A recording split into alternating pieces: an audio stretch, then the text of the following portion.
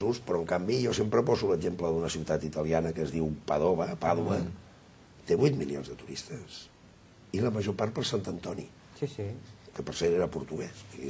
La cosa queda molt ben emmarcada. El que demostra una bona promoció turística per part de Pàdua. Sí, no, per part dels capellans de Pàdua, perquè la ciutat no, per part dels capellans de Pàdua. Tu has fet referència a una cosa molt important, al fons, i és aquesta, que aquesta a mi sí que em preocupa, que tenim fires i firetes que donen gust. Jo no sé si nosaltres, si Fira de Barcelona, serem capaços, amb aquest nou format que li donem, d'aconseguir convèncer amb alguns que valdria més sumar esforços per anar més lluny, que no pas desperdigar. Perquè, clar, quan veus fires i firetes d'aquestes que es fan, i està molt bé segons el que es plantegi, no? I si es planteja doncs, que amb motiu d'una festa, d'una celebració, d'una setmana gran, d'una d'això, doncs n'hi ha també allò, l'oferta del voltant, és que s'ha de fer, és obligatori fer-ho. Però plantejar-s'ho ja com una fira, perquè vingui gent de fora. Però això va en contra del que... o és molt difícil, no va en contra, jo crec que va a favor del país i de la gent. Quan dic el país no em refereixo al país, sinó em refereixo a la gent i per tant a la nostra economia i per tant al nostre benestar econòmic i social, però és molt difícil d'aconseguir. Per tant haurem de ser una mica encisadors, d'intentar que el que sigui el sit sigui tan maco que la gent vulgui venir i ser-hi present, oferint lo seu, i no deixar-s'ho per oferir-ho des del seu poble, des de la seva ciutat, on justament no ho aconseguirà. Això és complicat a casa nostra, perquè fixeu-vos que l'any 80, quan vam aconseguir després de les primeres eleccions a la Generalitat de Catalunya, jo recordo que gairebé al programa de tots els partits hi havia el reduir municipis. Catalunya té 800 municipis. Amb aquests 31 anys que fa que des de les primeres eleccions, perquè primer vam tenir el retorn de la Generalitat amb el president Tarradellas, el que hem fet ha sigut dividir municipis. O sigui, ara en tenim més municipis que teníem l'any 79, quan vam fer les primeres eleccions. Això és anar contra el món. Sobretot perquè és absolutament esgotador des del punt de vista financer i no aporta res des del punt de vista social, excepte el localisme de que soy de mi pueblo. I ho dic com jo soc de l'Ebre, ho dic en castellà. Això ens passa una mica també en el sector, si mirem, per exemple, el tema d'internet. Tothom té que tenir el seu portalet i gastant el mateix que fent-ne 23, en lloc d'intentar-ne fer un, que sigui comú, amb unes eines comunes. Home, amb això dels portals hi ha una cosa important. Tu has fet referència de dir ara d'això perquè tenim internet. Jo sempre defenso que quan un va de viatge, i jo la setmana passada he estat una setmana fora, concretament a Síria, i així faré publicitat de Síria, per cert, país que venia i que ahir em van dir que no vindrà i que tinc 15 dies per aconseguir que torni, que espero aconseguir-ho, doncs quan jo estic a casa abans d'anar vaig mirar molt per internet, perquè quan arribo allà no vull saber res d'internet, vull tenir cara, vull veure una cara d'una persona que em diu i m'explica i m'ajuda, i que potser ens entenem millor o pitjor, perquè ni jo sé parlar anglès ni ell sap parlar anglès, però sí que si vols t'hi entens. Això és molt important. Això és molt important.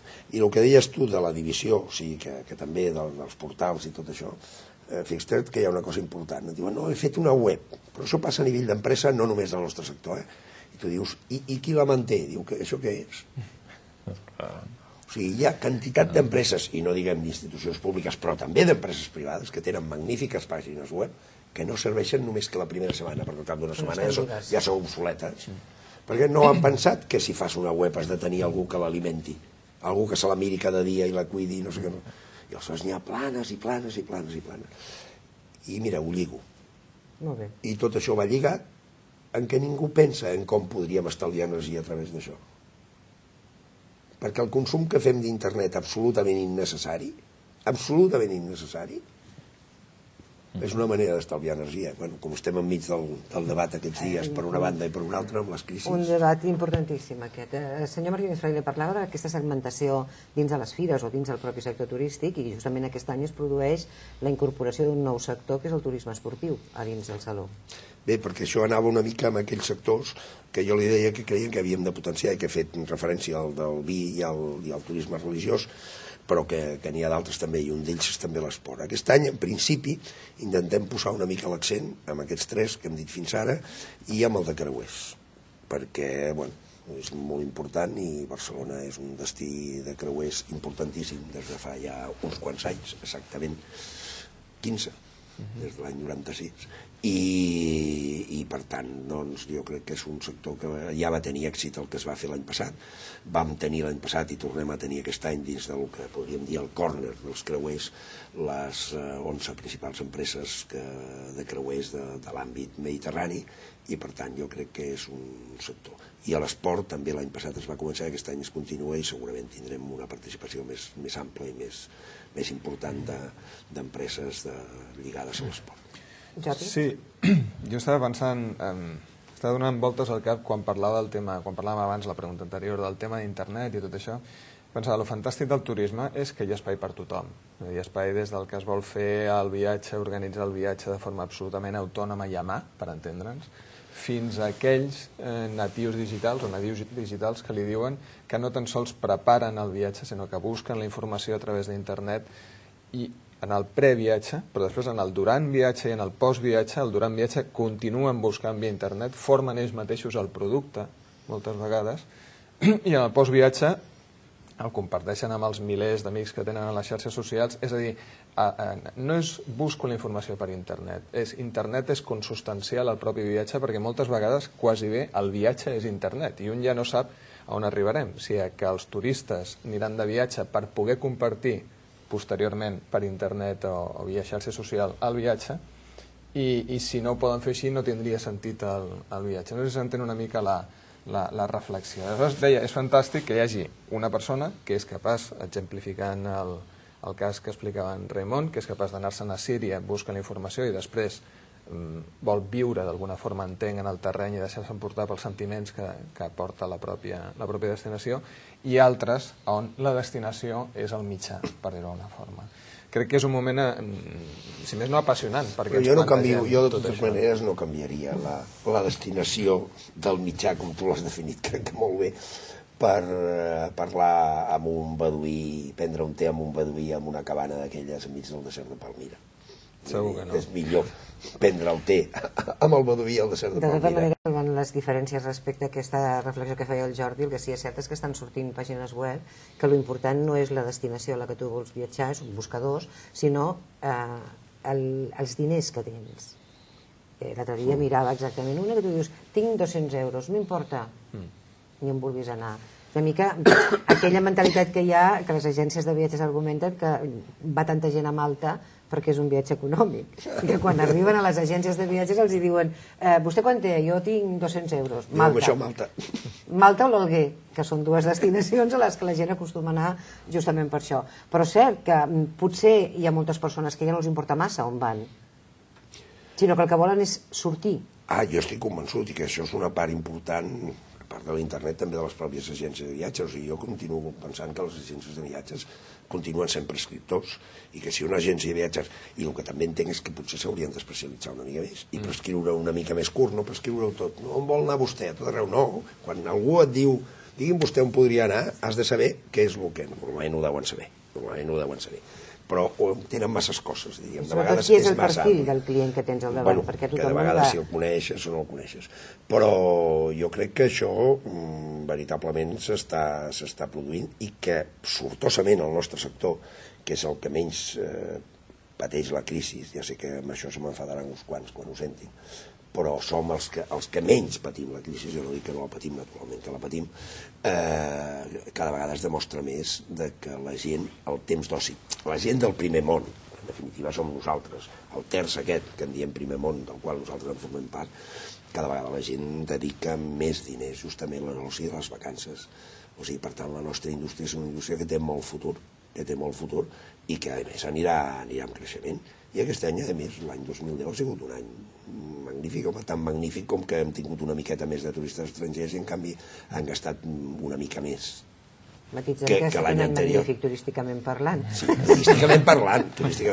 Perquè clar, ara mateix ens acaben de posar les mans al cap unes quantes persones. I desgraciadament aquest any també ho serà. I dic desgraciadament entre cometes, perquè les desgràcies d'altres ens comportaran, diríem a nosaltres, segurament bastant de beneficis d'aquest punt de vista. Alfons?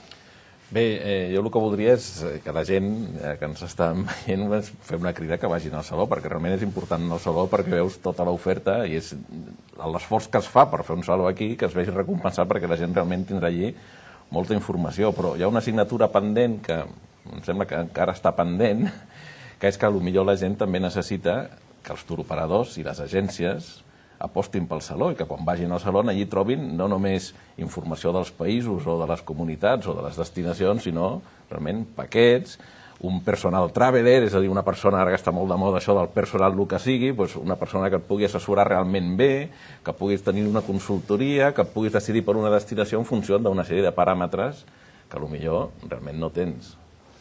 Estic totalment d'acord. I justament aquests són els esforços més grans que nosaltres hem de fer. Per això segurament hem de gastar, diríem, més en promoció i dins de sectors d'aquests. O sigui, nosaltres necessitem venedors de producte finalista a la nostra fira. I d'això n'hi ha, però hauria d'haver-hi més. Com hem d'enamorar aquests perquè hi vagin? Perquè, clar, nosaltres el que volem és que hi vagin, però d'entrada paguen, diríem. I per tant, doncs, costa una miqueta. Però bueno, és una de les línies que crec que hem d'aprofundir. O sigui, ja ho he dit abans, vull dir que l'any passat va haver-hi 43.000 persones, Déu-n'hi-do, vull dir que allà van decidir on anaven, què feien i en què es gastaven els diners dedicats a l'oci. Per tant, és molt important. Jo crec que per incrementar aquesta línia necessitem això. La presència ja hi és, i en alguns segments fins i tot important, però necessitaríem que hi vagi... Us posava l'exemple dels creuers, les 11 companyies més importants de creuers van anar l'any passat i tornen a anar-hi aquest any. Per què? Perquè els hi va anar bé. Perquè van vendre, o sigui, no van anar només a ensenyar el que feien, sinó que aquest és el concepte que jo voldria que s'entengués i que és el concepte important del CIT, i si som capaços de promocionar aquest concepte, o sigui, fent per tant un concepte diferent, jo crec que podríem tenir èxit, bastant més d'èxit en el sentit de créixer més. Que la definició de fira és fer negoci, no? Firmar contractes. Oh, clar. Home, jo quan em demanaven, quan estava a la Secretaria General de Turisme i em demanaven el rànquing de les grans fires mundials, sempre deia, per número de persones, Fitur. Per número per qualitat, diríem, de deixonses, per metres quadrats, en aquell moment sembla que encara era Berlín, i per facturació Londres. Per tant, quina és la primera a Londres? Perquè aquí el que interessa és l'albarà. O sigui, una fira, si no hi ha un albarà que es firma, diu, escolti, vostè ha venut i ha comprat, bueno, i a ser possible, si ha venut i ha comprat, i a més s'ha cobrat. Que això és l'última, però que també és molt important. Bàsica per qualsevol venda. Senyor Martínez Fraile, ens queda un minut de programa, però vull preguntar-li una cosa que té a veure amb una altra de les feines que vostè fa. El senyor Martínez Fraile forma part de l'equip directiu de la cadena hotelera AC, Antonio Catalán, i acaba de produir-se un fet importantíssim que m'agradaria que expliqués a les persones que ens estan veient, que és aquesta unió amb la cadena Marriott. Bé, AC Hoteles, Antonio Catalán, que tots vostès coneixen perfectament, que és un gran empresari, que es va iniciar com a empresari, primer al seu poble a Pamplona, però després a Barcelona. Va fer un hotel a Pamplona als començaments dels 80, després va venir a Barcelona, acaba de firmar un acord, una col·laboració, una joint venture, el 50% amb el grup Marriott. El grup Marriott, clar, jo quan el vaig veure el que era això ja sabia que existia el grup Marriott, però bueno, té unes xifres galàctiques. Només donaré la xifra de treballadors, 173.000 treballadors té el grup Marriott. Poca broma. I per tant, poca broma. Aleshores s'ha firmat un acord per qual aquest tipus d'hotel, diríem business, de ciutat, en principi a Europa, a Espanya, naturalment primer, s'integraran, doncs es crea una nova línia que es diu AC by Marriott, que és una nova nom de la cadena, diríem, de la cadena Marriott, en la qual hi ha un 50% de presència de Marriott Internacional i d'AC, i que portarà a terme, dirigirà i portarà tots aquests hotels. Jo crec que des del punt de vista empresarial i des del punt de vista de creació, diríem, d'atracció de capital estranger i de creació de riquesa pel país, és l'operació més important que s'ha fet en el sector hoteler des dels anys 60, vaja, des que es va posar en marxa el sector hoteler. Estem molt orgullosos, jo crec que l'Antonio Catalán amb això ha tornat a demostrar que era un empresari de primera línia i jo crec que serà a fi de bé, com diria un amic nostre. Molt bé, doncs, senyor Martínez Fraile, moltes gràcies per passar-se per aquí pel nostre debat, per acompanyar-nos una vegada més i que tinguin molta sort en el Saló del Turisme, que funcioni de meravella, que hi hagi molts visitants i que decideixin, que tinguin la possibilitat de triar i remenar per decidir les seves vacances. D'entrada, vostès tres queden emplaçats. Nosaltres no fallarem. Passarem llista. Tots fa 20 anys que hi anem, gràcies a Déu. Tots fa 20 anys que hi anem. Alfons i Jordi, moltíssimes gràcies per estar una vegada més en el debat de Comunicatur, i a vostès, ja ho saben, acomiadar-nos, no trigarem gaire a tornar, i com sempre serà per parlar de turisme i de viatges. Adéu.